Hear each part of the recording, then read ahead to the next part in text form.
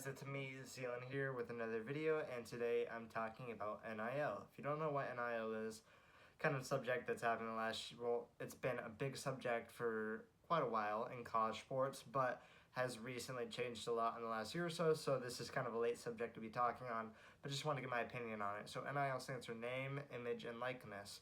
So before the last year or so, in the NCAA, college sports, players could not make money for things like endorsement deals, going like clothing brands and music. Like if they have a deal like Apple, if they have a YouTube channel, they couldn't make money off it.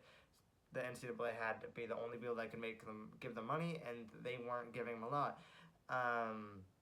And it became a big deal. It went to Congress, and the NCAA lost unanimously in favor of NIL. So that means that now college players can earn and accept money for endorsements, like commercials and appearances at events, social media posts, writing books, YouTube camps. I'm thinking of if I think of any more like examples. But yeah, it was a big thing because people didn't know, will this be a distraction? If all these players can go, they can make all this much money from all these deals, or is it a violation of their rights that they can't make money off their things they're doing in their personal time, like commercials? So guys like, we'll say Aiden Hutchinson, who played for Michigan, defensive lineman. He wasn't in any commercials, but say he was in a Geico commercial. Before all this happened, he would not be able to make any money from it. Now he would be able to make a lot of money from it. So I want to just give my opinion on the whole thing. I rule in favor of NIL. So I will go on the NCAA side here for a second and see their point of view. So a lot of people thought like, hey, this won't reward everybody. Like maybe the star players, like the quarterbacks, the receivers, they're more well known, they're going to get bigger deals, they're going to get more money. And then you're going to have people like O-linemen or D-linemen who aren't as popular, names not as known, and they're not going to get as much deals, not as much money. And then there's going to, because like arguments and controversy between players in the locker room of the unfairness of how the money's going around. Some dudes getting like private jets now, while one guy can barely afford a very nice Rolex watch. And obviously they're all probably doing okay on money, but I could see how they think that that could create some controversy. Also, there was some stuff about women's sports, like, not being sexist, just women's sports aren't watched as much. If you look at the demographics, that it isn't as watched as much men's sports, meaning they're not making as much revenue in the first place. So they were like, are women athletes going to be recognized in this too? Are they going to get all these deals, all this money? Or is it going to be unfair and all the superstar men, football, basketball athletes going to get all the money? Now to the NIL side, it hasn't. Women have gotten quite a bit of money from this too as well. It hasn't created a lot of controversy because a lot of people can find a way for different things. It doesn't have to be mainstream commercials. It can be small things like writing books, social media posts, hosting camps like with little kids, and doing, what's it called? I'm blanking.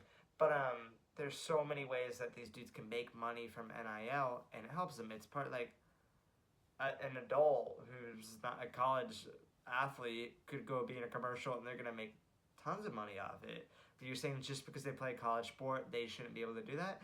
So my full opinion is that NIL is good. It's here to stay. I don't think anything's going to change about it. So if you don't like it, too bad.